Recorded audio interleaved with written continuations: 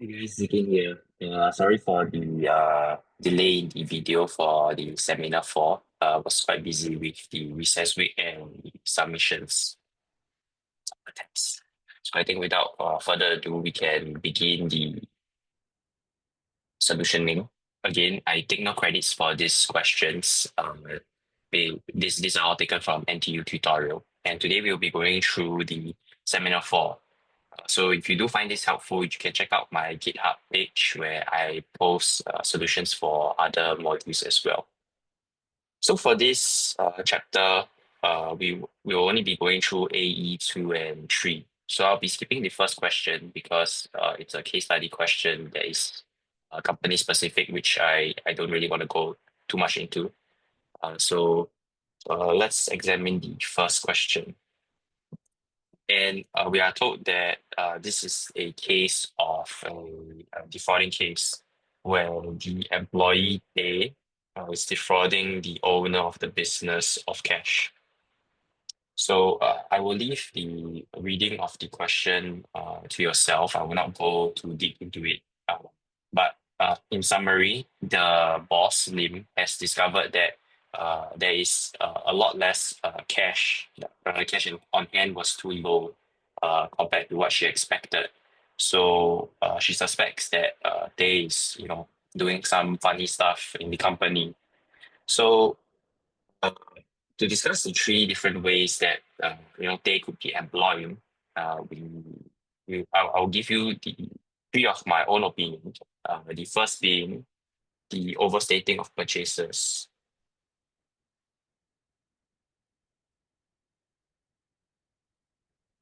And what does this mean? So it means that they could be purchasing merchandise at a much higher price than what is being charged by suppliers. And she would then pocket this difference of the actual cost and the inflated cost reported on the invoices. And this would result in a lower profit margin for the business. And she would now then keep this cash.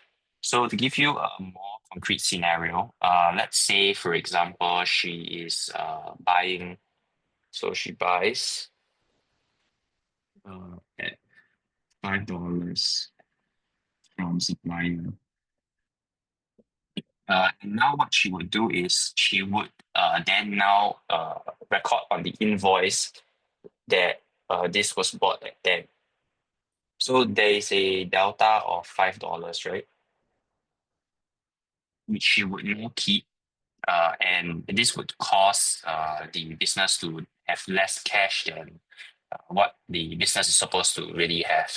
So this is one way of how she could be obtaining the extra cash.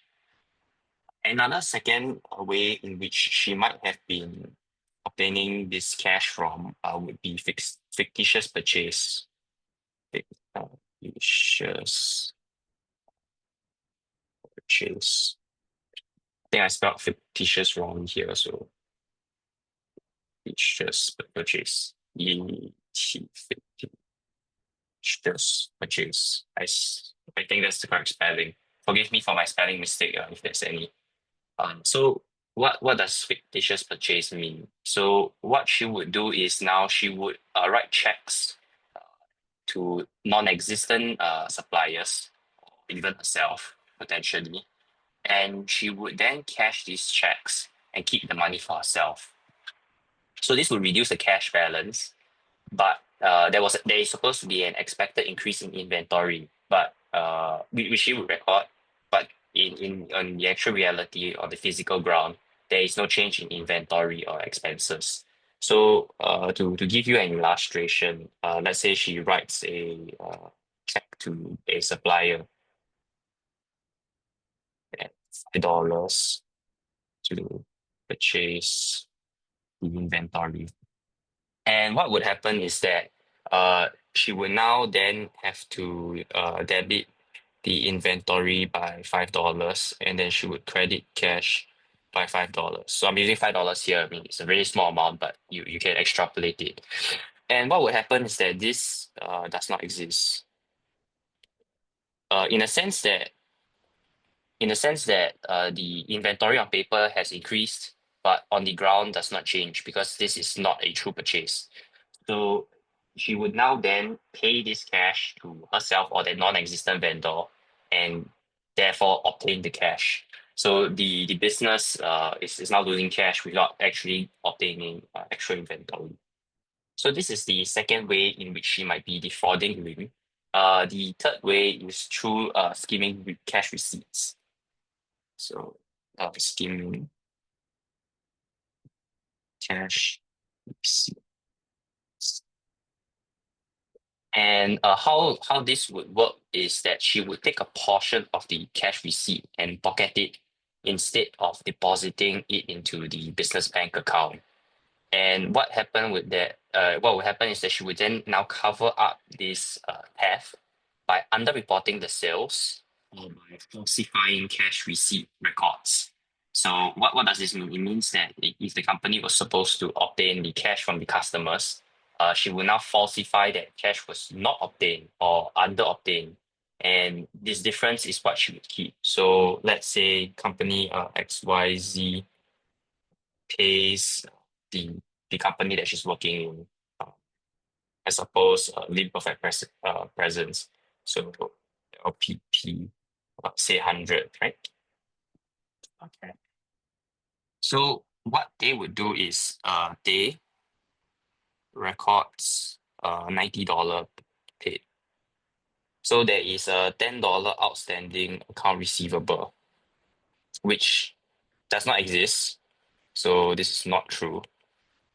And she pockets the $10.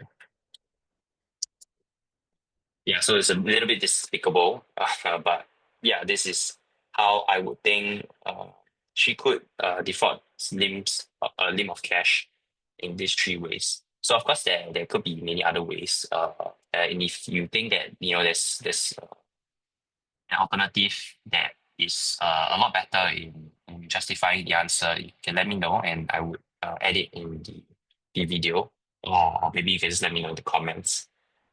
So moving on to question three. And question three is the computation of goods available for sale, gross profit and ending inventory, and how the different inventory methods would work out. So we are given the case of a company APC, which uses periodic inventory system. So there is two types of systems that we learn in this syllabus, periodic and the perpetual. So in perpetual, you will record as the transaction comes in, whereas for the periodic inventory system, you would take the stock take at the end of the month to find out how much goods that you've sold. And how you find the COGS would be the beginning inventory plus the purchases that you have made, minus off your ending balance, your ending inventory, and you will now then obtain the goods that has been sold. And we are told that they have sold the item at $18 per unit. Okay, so this is our starting balance, the purchases, the sales made. And let's examine the question. So in the question, we are told to compute cost of goods available for sale, which I would denote as COGAS, the gross profit GP, the ending balance, which I will denote as ending balance inventory. We are also told that for part two, we would use the FIFO method. So FIFO stands for first in, first out. Cost of goods sold, COGS, the ending inventory, and we assume the weighted average inventory costing method in part three.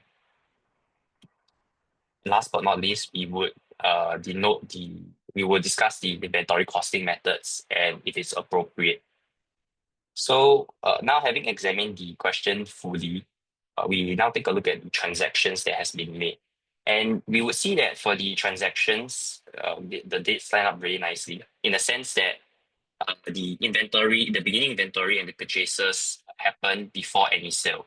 So the beginning balance of inventory will always start first, but your purchases can be after the sale, right? It's possible. And if that happens, the computation will be slightly more complex. So in this case, it's straightforward in the sense that you do not need to have any interim, rather sale happening in between purchases. So if this question were modified such that the 27th October sale has been done on say 15th October, it would be a bit more complex, especially for the weighted average method, because you would now have to compute a different weighted average after the purchase on 26, assuming there was a sale on the 15th. So your COGS would change for the 100 units that were purchased afterwards, or rather for all the units that was outstanding. Okay, so without further ado, let's solve the question. So for part I, to compute the COGAS, what we would do is we'll write the formula COGAS is equal to the beginning inventory plus purchases. And we are told the beginning inventory, which we have discussed, would be this plus the purchases. So we are going to write it out. And how this purchases is derived is we have 400 units, 100 units, and each at its respective unit cost. So it's just a summation of the total value of your inventory. And this will denote the purchases. This will denote your beginning balance of your inventory.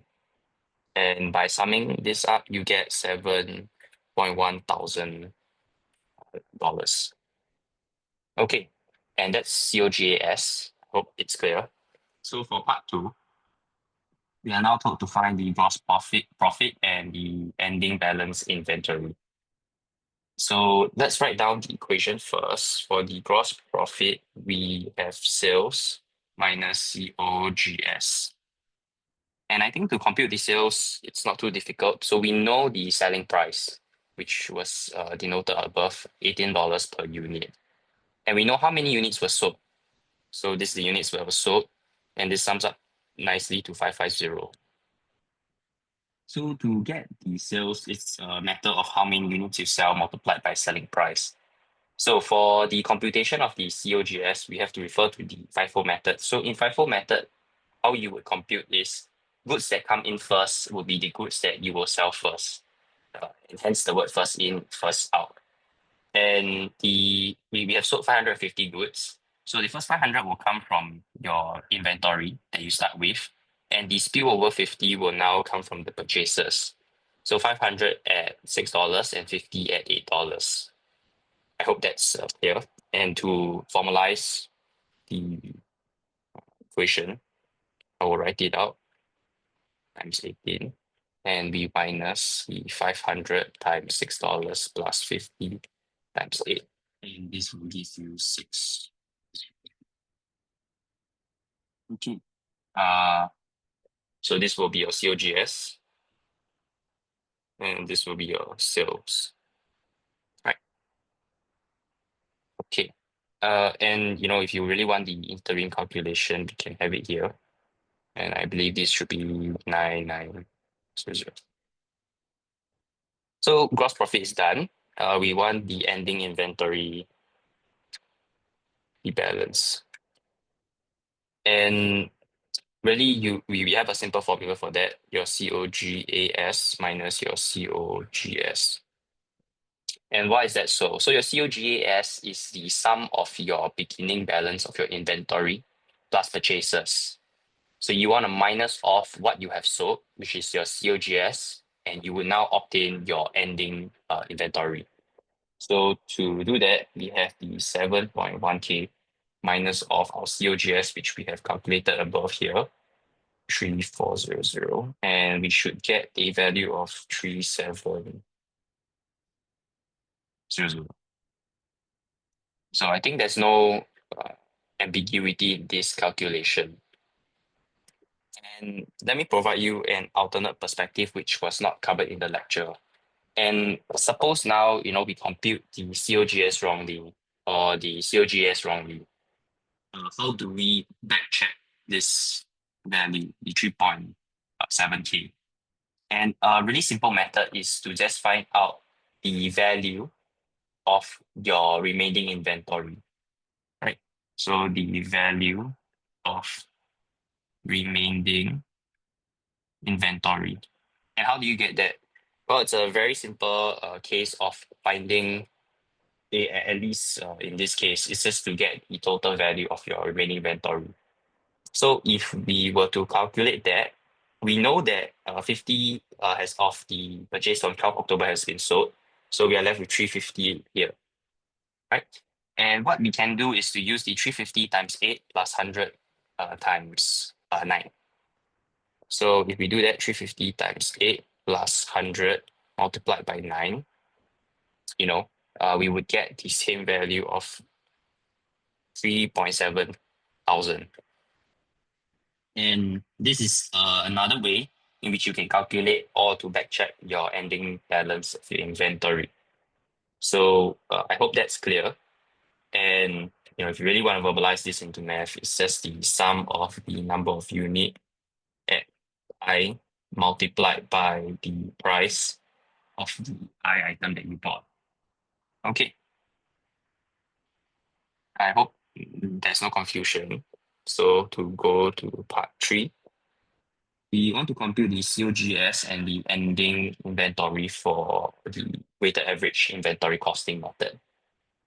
So for the weighted average costing method, we need to find out what is the unit cost.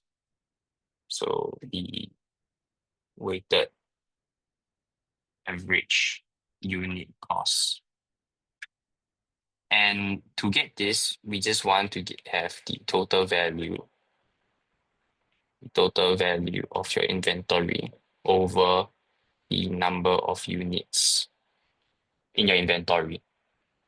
And this is just the basic sum of the value of your inventory. And to find out the total value of the inventory, we would just perform a sum of this chart here. And we have already done that in part I. That is your COGAS. So I can simplify this formula to this. And we know that the total number of units is 1,000, right? And we know earlier that this was 7.1, and this would simplify to 7.1 dollars. Okay, so in this case, it's really simple because sales were made after purchases. So there is no interim calculation needed. And so this is to find out the cost of goods sold. Okay, so to find out the cost of goods sold, the COGS will be simply the number of units sold times the weighted average unit cost. And we sold 550.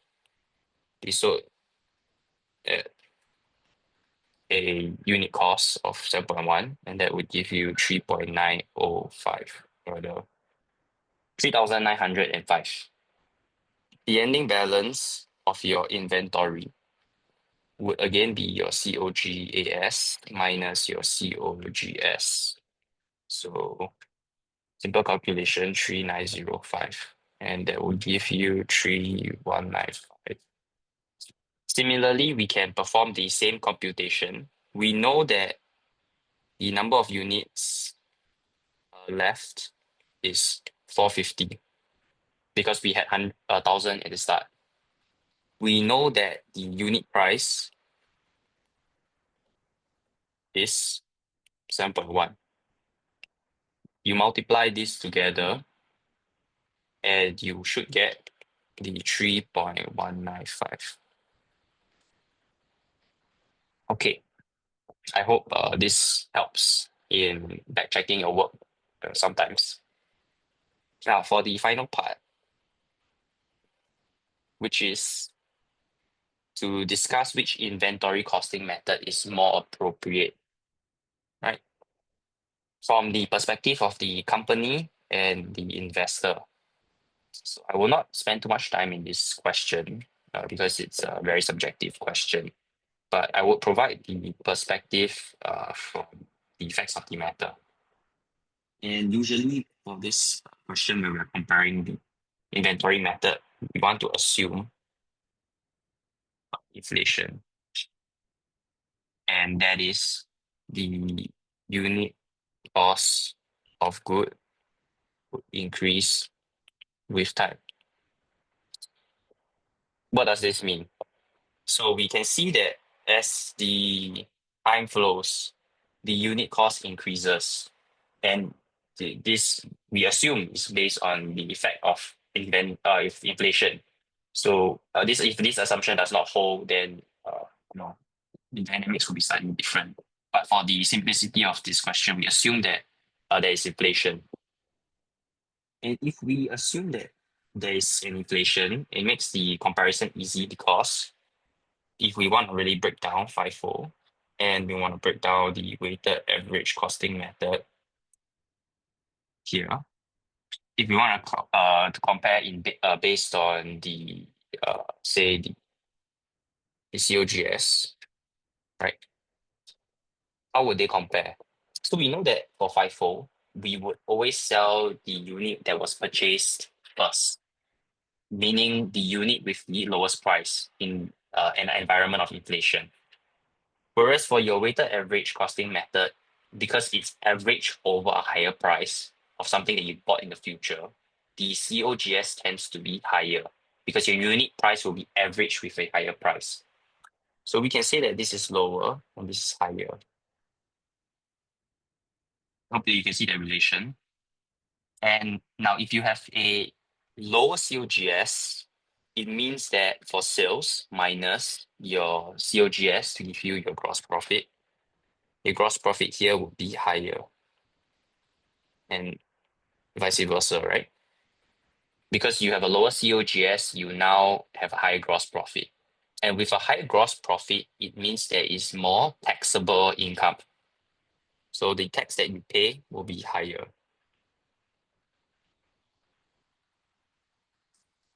And this has implications in terms of your investors and your company. So as much as possible, your company, you want to save you want to pay as low tax as possible so that this money can be reinvested. Whereas for the investor, what do they want? Well, they want good dividends. They want to have good uh, reinvestment of the income.